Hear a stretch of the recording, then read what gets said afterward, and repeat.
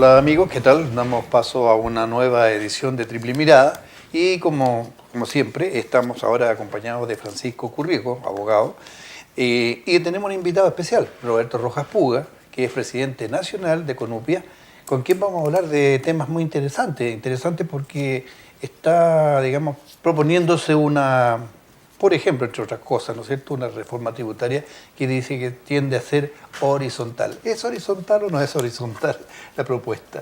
¿Tiende a la horizontalidad, a la homogeneidad? ¿Es buena? ¿Nos gusta? Mire, acá nosotros, como Confederación Nacional, tenemos una percepción de lo que se ha anunciado hasta este minuto. Exactamente.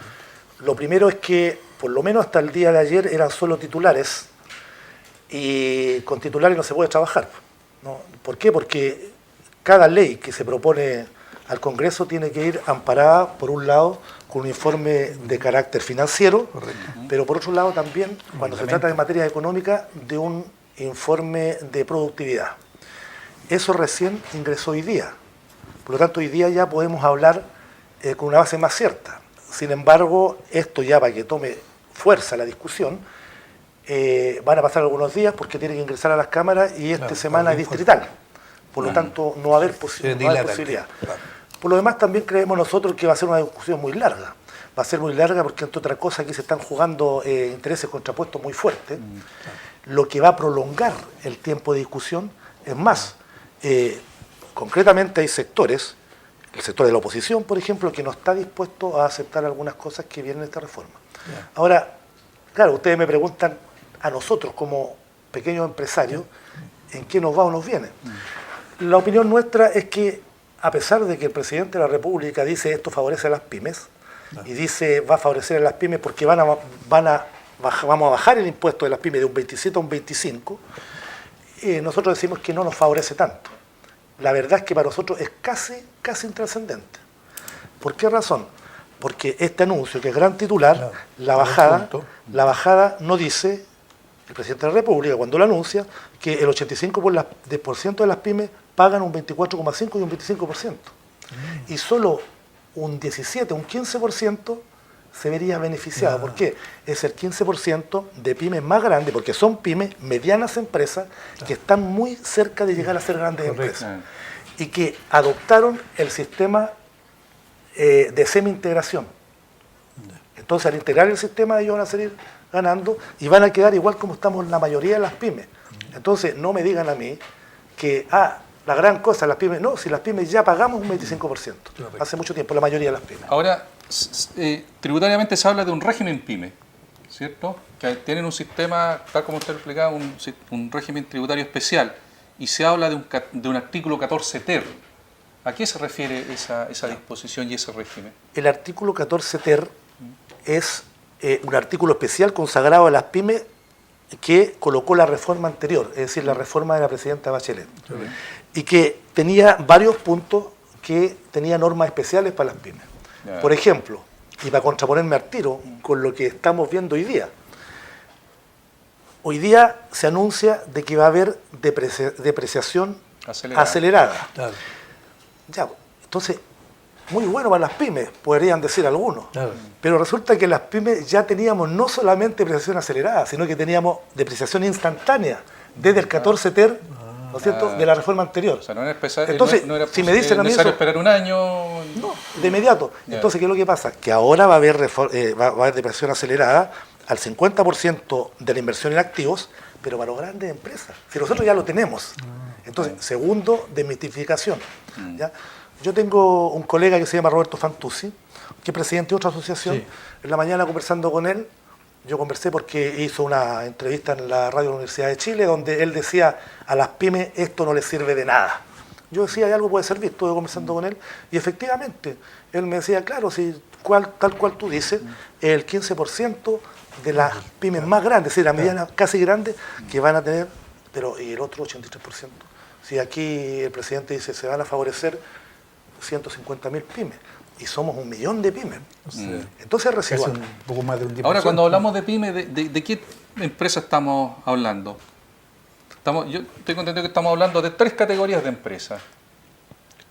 La de verdad la que- microempresa, de la pequeña empresa y de la mediana empresa, ¿cierto? Que depende de sus volúmenes de ventas anuales. Así es. ¿Cierto? Pero cuando hablamos de pyme hablamos solamente de dos, De dos. pequeña y mediana. Y mediana. Pyme. Para hablar de las tres categorías tendríamos que hablar de mi pyme, micro, pequeña y mediana, Ah. que es un concepto que nosotros sí tenemos porque tenemos gente que está en ese. Porque Ahora, la agrupación de usted, Conupia, ¿a quién agrupan? desde muy pocos micros, ¿Micros? Ya. una gran cantidad de pequeñas. Cuando y estamos hablando de algunas microempresas, medianas. estamos hablando, según el estatuto que es la ley 20.416, ¿cierto? Que contempla normas especiales, estamos hablando de empresas que anualmente tienen un volumen de ventas inferior a 2.400 UF. ¿cierto? Exactamente. Hasta ahí estamos hablando... Hasta ahí estamos hablando de micro y que generalmente son aquellas que tienen un trabajador, dos trabajadores, tres trabajadores. cuatro, Sus ventas, hay que sacar la cuenta. Claro. Y cuando hablamos de pequeñas, hablamos de aquellas que venden hasta 50.000 UF, es decir, alrededor de 1.300 millones de pesos anuales. Y cuando hablamos de medianas, son aquellas que venden hasta 100.000 UF, es decir, 2.700 millones. Claro. O sea, entre la pequeña y la mediana hay un Claro. Claro.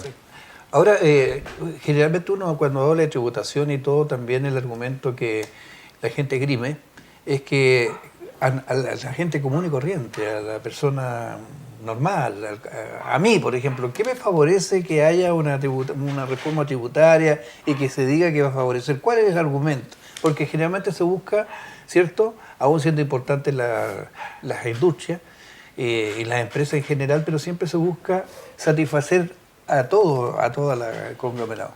¿Le favorece a la gente realmente? Por ejemplo, a mí me favorece que haya una reforma. Mire, la verdad es que las cosas no siempre son Claro, blanca o negra, tienen claro, matices. hay Pero matices. para eso tendríamos que, yo partiría por decir lo siguiente. Este proyecto de modernización Correcto. tributaria, que es Sí. como se llama, tiene un corazón, que es lo que le ponen el corazón de la Sí, reforma. claro. El corazón es integrar el sistema. Es decir, desarmar lo que había antes, porque no solo lo integra, sino que deroga lo anterior. Ya. Deroga el 14 ter, por ejemplo, que favorece a las pymes. Ya. Deroga también el sistema que nosotros estábamos acogidos de renta atribuida. Y deroga el sistema semi-integrado y queda solamente todo integrado. Estructural. Integrado. Entonces, ¿qué significa esto? Significa que el corazón, lo demás son adornos. Son adornos y que, bueno, tendrán que ver con tributación, sí, pero esto es lo central. ¿Qué significa esto? Significa que vamos a perder, el país va a perder por vía tributación Ya. una recaudación, según dice el gobierno hoy día, de 1.000 millones de dólares anuales. 1.000 millones de euros. Ya. 1.000 millones de dólares anuales. Eso se perdería. Bueno, si se pierde esa atribución, ¿a dónde va? Por el sistema integrado, eso va a favorecer a las 1.000 grandes empresas. En este país hay 14.000 grandes empresas, 14.000. Serían 4.000. Son 14.000 y de las 14.000, 2.000 son mega empresas, donde está el Claro, retail, Cencosud, todo esto. Y el resto, todo el resto, y de 1 millón. O sea, imagínese usted, 14.000 y el resto del millón son pymes. Entonces va a favorecer a eso. Ahora, se argumenta que lo que se busca también es la justicia tributaria. ¿Qué significa eso? Dicen que a igual salario, a igual ganancia, igual impuesto. Entonces dicen aquí, si un profesional gana igual que este empresario, tiene que pagar lo mismo. Entonces, ese es el argumento. Pero yo digo que al profesional, como usted, periodista, abogado, en fin, la cosa no le va a cambiar mucho, porque ustedes ya tienen un régimen en el cual tributan, ¿no es cierto?, el global complementario y todo esto. A los que sí va a favorecer a este grupo, a esta élite, ¿no es cierto?, a esta élite, porque ellos van a tener la posibilidad de descontar el dueño de esa empresa, cuando tributen la empresa, lo que tribute la empresa va a descontarlo totalmente, el 100% de su impuesto personal. Y va a volver. Cuestión que no sucedía ahora, porque la reforma anterior, de la época de Bachelet, decía que solamente podían descontar hasta el 65%. Es decir, hasta el 65% era crédito. Ahora, ¿qué va a pasar con las empresas que tienen un sistema de renta presunta? ¿Le va a afectar esto? Pero es muy interesante la pregunta. ¿Pero qué te parece si la dejamos? Hacemos una pausa para que después nos conteste Roberto Rojas. ¿Sí? Muy bien.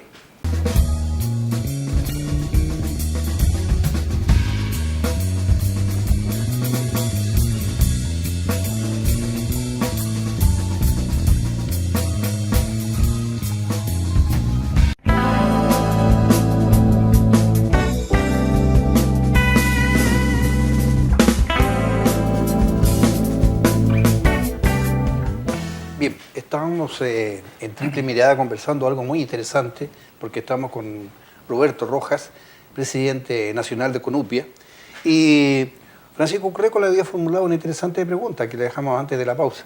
Francisco, tú le habías hecho una muy importante pregunta. Sí, bueno, dentro de las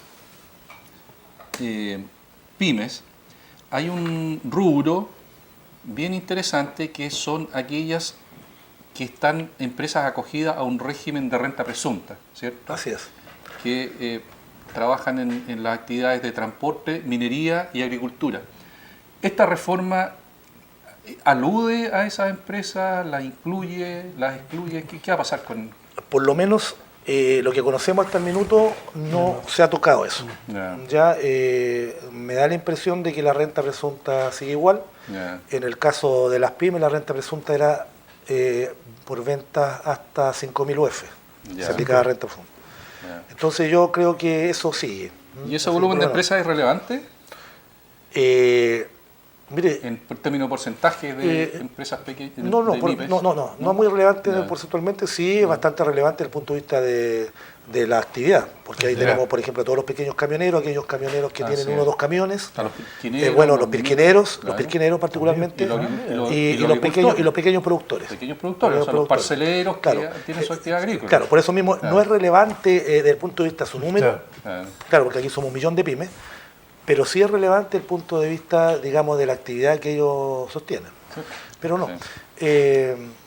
Don Juan, yo quisiera, junto con agradecerle la invitación al programa, porque ha sido una conversación muy amena que nos permite también a nosotros poder entregar la opinión de la Confederación en este medio que ustedes están inaugurando, entiendo, y felicitarlo a nombre de la Confederación, pero también me gustaría que me diera la oportunidad de poder pasar a otro tema, porque este tema es bien importante, es de actualidad, sin embargo, le queda mucho tiempo de desarrollo, que pudiésemos pasar al tema del pago a 30 días, que es un tema que hoy día está en el pronto centro de la pago. preocupación. Partió como pronto pago Y ahora se llama pago oportuno. y le voy a decir al tiro el Eh. pronto pago, ¿por qué? Si ustedes quieren, partimos Sí, por ahí. partimos. exacto. Interesante. Ah. Ya. Es que así partió, tengo entendido. ¿O no? La ley partió así. Ah. Oye, Sin embargo, en el camino se le cambió a pago oportuno y posteriormente pago a 30 días, que era la reivindicación nuestra. Ahora, ¿por qué se le cambió a pronto pago? Ah. Porque mañosamente el pronto pago existe, hace mucho tiempo. El pronto pago lo creó la gran empresa para sus proveedores de pequeña empresa. ¿Y qué significa esto? Es una especie de factoring ilegal y disfrazado. Yo le vendo, por ejemplo, a Cencosud. ya. Es malo poner, pero Sí, es una empresa una empresa grande. Ya. Le vendo mi producto y le digo, ¿sabe qué? ¿Usted me puede pagar a 30 días o a 60 días? Entonces él me dice, no, te voy a pagar a 90 días. A 90 días. Yo digo, pero 90 días usted con esto me corta el Claro. cogote. Bueno, te pago a 30 días, pero te voy a descontar un 1,5% por tu factura. Es decir, me cobra interés Claro, por por algo hacerlo que por- legal y legítimamente yo le estoy vendiendo. Y Sin, por un- sin factorizar. sin factorizar. Y ahora están entrando en contradicción, porque ahora se está descubriendo esto en contradicción con la empresa de ¿Y factoring. cómo se justifica eso?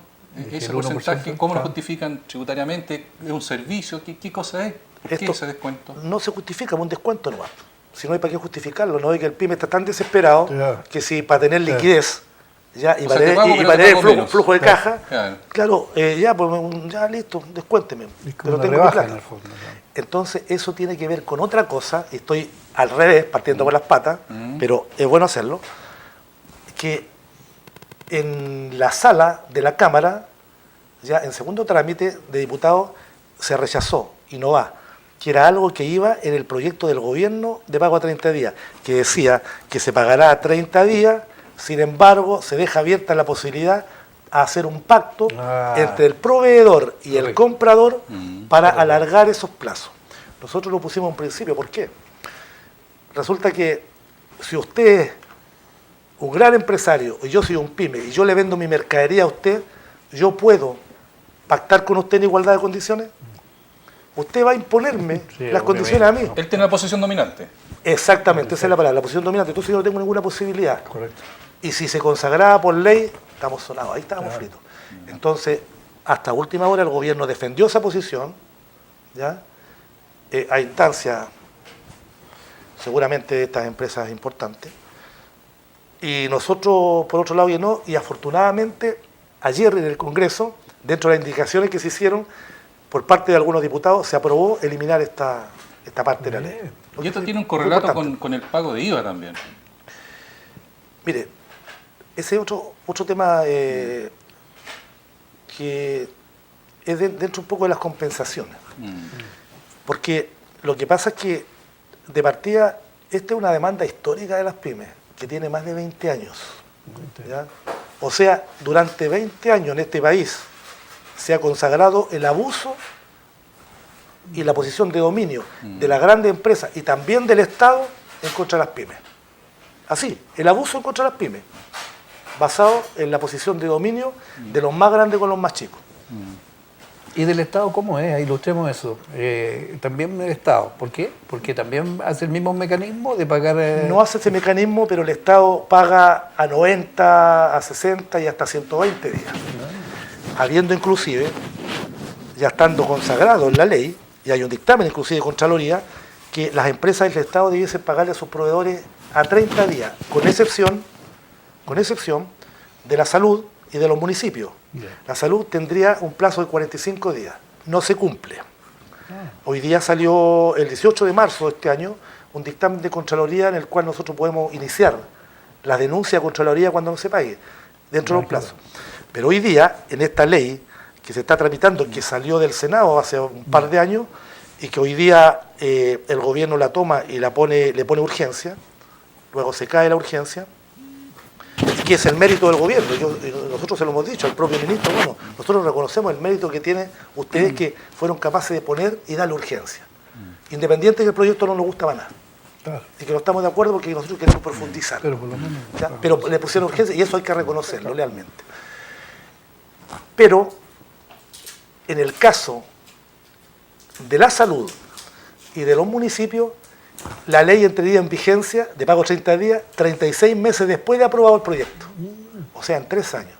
Usted comprenderá que en 3 años se muere cualquier pyme. Absolutamente. En 3 años no aguantan ya. Entonces nosotros queremos acercar eso. Ellos dicen que hay que tener responsabilidad fiscal. ¿Les suena la palabrita a ustedes? Pues se escucha mucho por ahí, responsabilidad fiscal. Está bien, pues. Pero, o sea, responsabilidad fiscal significa no pagarle a las pymes. Bueno, ¿y qué culpa tenemos nosotros de que ellos hayan sido irresponsables fiscalmente antes y no lo hayan pagado? ¿Y quién responde por nosotros? Entonces, ese es uno de los temas que nosotros queremos seguir peleando, porque como hubieron divergencias, esto vuelve al Senado y lo más probable es que termine en comisión mixta. Y ahí tenemos nosotros la tarea ardua de conversar con todos los parlamentarios, en este caso con los senadores, para poder profundizar la ley. Y también con el gobierno. El martes, antes de que se votara la ley, se votó ayer, el miércoles, y el martes nos llamó a una reunión el ministro para decirnos, en definitiva, que apoyáramos el proyecto. Nosotros dijimos que estábamos de acuerdo, que le agradecíamos todo lo que ha dicho acá, pero que vamos a votar hasta la última instancia para poder lograr nuestras justas reivindicaciones. Y agotar hasta la última instancia es lo legislativo.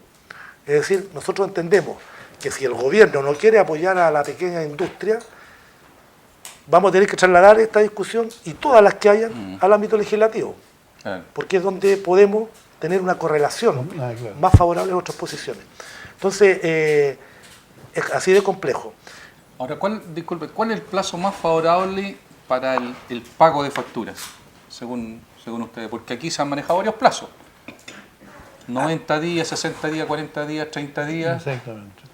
Porque podría ser pago inmediato. Yo no sé la experiencia internacional que da Eso- cuenta. Por eso sería ejemplo, bueno en saber. otros países, La experiencia comparada. Eso. claro, cómo se hace en Argentina, en Europa, país, no claro. sé. Mire, a cualquiera de ¿Cuál es esa nosotros manera? que le hiciera esa pregunta, usted diría que me paguen cuando yo vendo. Así Es es. verdad. Como Cualquier, siempre. Contra entrega. a cualquier trabajador, Claro, a cualquier claro. trabajador, nosotros a nuestros trabajadores tenemos que pagar los días 30. Exactamente. ¿Ya? Y no el día después. Pero, sin embargo, nosotros, y con la evidencia internacional y todas las cosas, esto la evidencia internacional también da, hay harto paño de cortar. Sí. Porque resulta que siempre nos comparamos con la OCDE y resulta que la diferencia que tenemos con la OCDE, con los países más desarrollados, la OCDE, no se olvide que nosotros somos el país más desigual de la OCDE. Sí, pues. Bueno, Junto con México. pero nosotros planteamos que esto se pagara 30 días, pero que el lapso para poner en vigencia la ley sea a más tardar un año después de aprobada y publicada en el diario oficial. Ya. El gobierno planteó 3 años. Fuimos a la pelea y en la Cámara quedó en 24 meses. O sea, dimos un paso grande, La mitad. claro, y todavía queremos acercarlo más. Tan grande como el paso que dimos el otro día, que ya no va a haber pacto entre desiguales, porque es un pacto entre desiguales. Y vamos a seguir en esa. Pero nosotros creemos que es necesario poder... Ahora, bueno, dado la realidad actual de que no hay plazo, ¿cierto? Hoy día no hay plazo, por lo menos legislado, para el pago de factura, que es lo que están presionando ustedes. O sea, legislen sobre un plazo de pago obligatorio, tanto para las empresas públicas como para las empresas privadas, ¿cierto? ¿Qué te parece, Roberto, si le contesta eso cuando hay plazo después de esta pausa? ¿Qué te parece? Perfecto, vamos allá.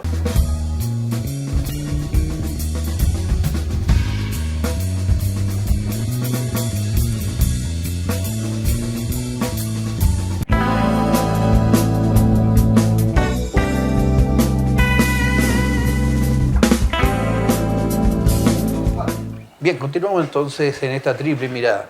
Francisco Currico había hecho una muy buena pregunta a Roberto Rojas con respecto a los plazos. Cuéntanos, ¿cuál era específicamente tu pregunta? Claro, esta modificación legislativa está persiguiendo un plazo. Eso es lo que usted exige, ¿cierto? Entonces, la pregunta es, dado que se han estado manejando varios plazos, ¿cuál es el plazo ideal, tanto para la empresa pública como para la empresa privada, que se pudiera establecer legislativamente? Mire, hay un avance porque en el trato privado no había plazo.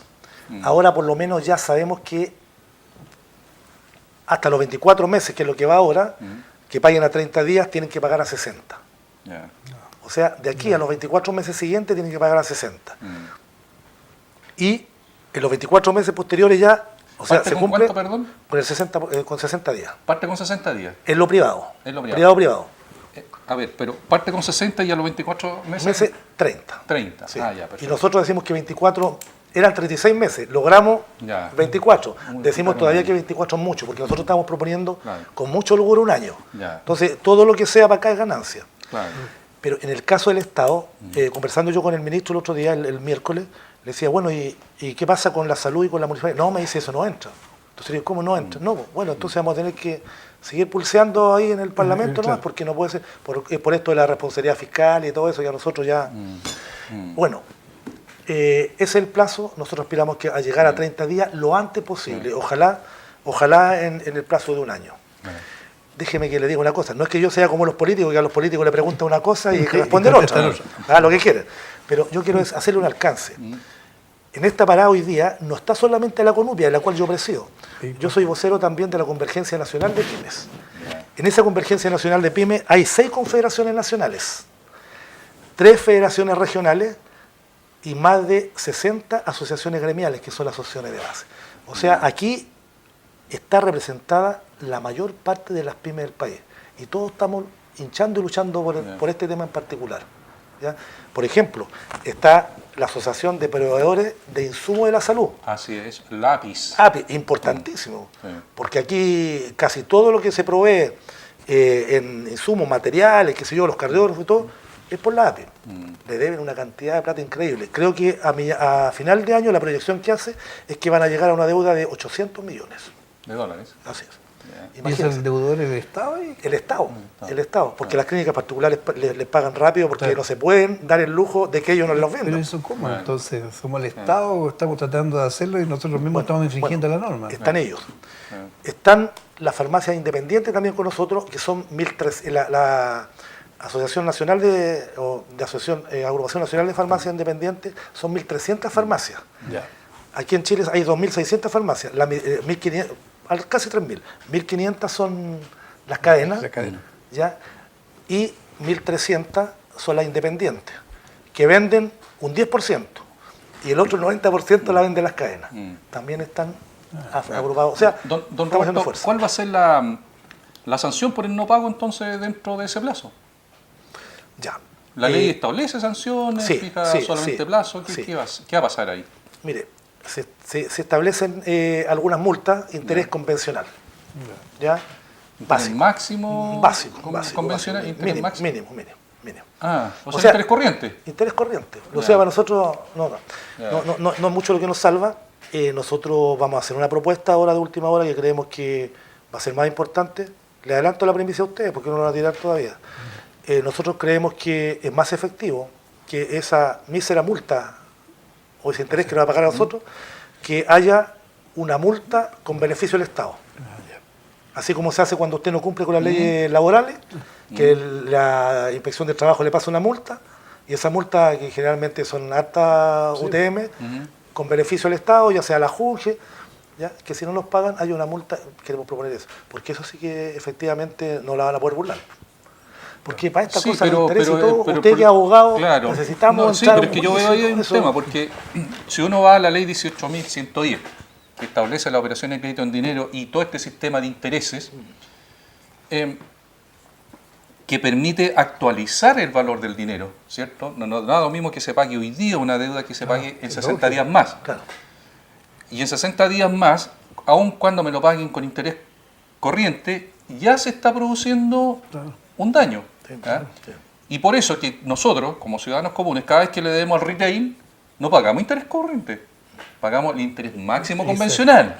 Eso es, ¿Ah? es que el a los retail. bancos también. Eso es. Entonces, ¿y por qué a ustedes no? Eso es lo curioso, ¿eh? Bueno, O ahí, sea, ahí tiene usted, eso claro, es diferente. Bueno, claro. nosotros, como esto está todavía en trámite, nosotros vamos a profundizar eso, tratar de profundizarlo. Fíjese que hay una cosa tan curiosa. Dentro de estas medidas un poco coercitivas, ellos le llaman incentivos. Ya. Son medidas coercitivas, los incentivos así Claro. cuando son a la fuerza Claro. son medidas coercitivas. Había una que yo asistí cuando el presidente de la República, dentro de las indicaciones que iba a hacer este proyecto, la propuso. Dijo, aquí el gran empresario que no le pague la factura a tiempo a su proveedor PYME no va a poder cobrar el crédito fiscal, es decir, no va a poder descontar Claro. de su Así es. contabilidad eso. Sí. O sea, nosotros dijimos, puede ser, qué Bueno, bueno. bueno, No es tan bueno, después le sí. voy a explicar por qué. Pero era un paso. Resulta que viene la indicación y no va. Y no lo colocaron en las indicaciones. ¿Por qué? Bueno, mano negra, del no, dicho no mano al negra, hecho, hay sabemos, mucho del dicho al trecho. hecho. Claro. Una cosa es lo mediático y otra cosa Correcto. es más o menos como el anuncio que esta reforma favorece a las pymes porque se le baja el Es impuesto. bueno. ¿no? A mí hay una cosa que me llama la atención en esta ley y que me parece que va a constituir un avance, por lo que yo veo Sí. en la práctica profesional personal. Sí, de todas maneras. Una cosa es la factura y otra cosa es la guía de entrega. Porque yo puedo entregar el servicio o puedo entregar digamos, el producto, El producto. y por lo tanto tengo una guía de entrega. Pero ¿cuándo facturo? Entonces, de repente se producen problemas de tiempo precisamente entre la entrega y la Así es. facturación, ¿cierto? Así es. Pareciera que esta ley está haciendo como una convergencia de ambas De ambas cosas. cosas, ¿cierto? Ambas Sí, operaciones. eso es bueno, eso es bueno. Sin embargo, bueno, pero usted me dice orden de entrega o guía de despacho. O guía de despacho que pareciera que también van a digitalizarla, Sí, pero no se ¿cierto? olvide- Y hacerla electrónica. Sí, pero no se olvide que nosotros, por lo menos nuestro gremio, no solamente proveen de productos, Ujú. sino también de servicios. Así es. Y ahí que guía de despacho.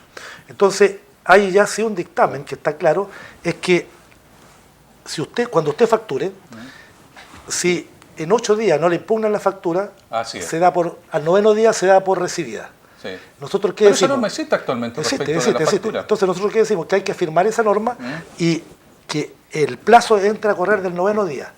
Y afortunadamente eso se aprobó ayer Ya. y va a ser días corridos. Ah. Porque también decían, no, El pero fin de días semana, hábiles, no, ya, días corridos. ya. Porque días hábiles son Sí. como 40 días. Así es. A veces. Bueno, eso. Y los Pero- servicios públicos, sobre todo, dicen, nosotros no funcionamos sábado y domingo. Entonces, por lo tanto, Claro, nosotros tenemos plazo, digamos, hábiles de lunes a viernes. y no pagan IVA, por lo tanto no le interesa. Así es, Ya. claro. Bueno, pero en este caso que yo le hablaba, que este incentivo, resulta que no, después, a última hora, lo reingresaron, la indicación. ¿Ya? Pero esto no es lo principal. ¿Por qué razón? Porque si yo le vendo a usted o le hago un servicio por 10 millones de pesos, ya, yo más encima tengo que pagarle el IVA, que es suyo, ¿no es cierto? Porque yo soy recaudador del Estado. Así es. Y si no tengo, le tengo que pagar el IVA. Ya. Pago el IVA y usted, que no me pagó ni uno, ni siquiera su IVA, descontó el IVA. Entonces, ¿qué pasa? Con esta presión, decían algunos, como Juan Pablo Suet, por ejemplo, era una presión muy grande. Pero no es tan grande, porque si usted me debe 10 millones a mí, prefiere no descontar el 1,5 millones que va a descontar y me sigue debiendo los 10 millones. Exacto. Así es. Nada más. Entonces, ¿qué se produce aquí? Lo perverso, de que trabajan con nuestro capital. Eso es lo perverso. Y lo perversamente social es que no están trabajando solamente con nuestro capital, No, pero es otra. sino que están trabajando con los sueldos de los trabajadores, Exactamente. con los impuestos, cotizaciones. con las cotizaciones, con impuestos y todo. Porque al final de cuentas, si trabajaran con lo nuestro, si lo nuestro es un 20%, un 15%, que es la utilidad, lo otro es todo costo de operaciones. Entonces, así de perverso es. Y a su Y vez en la como mayoría- una cadena de proveedores que de ustedes. Claro, y nosotros, y como somos unidades productivas que no tienen un gran capital de respaldo, en 3 años, chao pescado. como dicen los cabros. En ese punto, ¿cuál ha sido la experiencia de factorización de las pymes? ¿Hay factorización para las pymes o no hay? Sí, hay Sí factoring. Hay factoring. Es una industria que se ha desarrollado bastante. ¿Le cumple con un servicio para las pymes? Sí, a la desesperada sí. ¿Y es caro? Sí, es caro.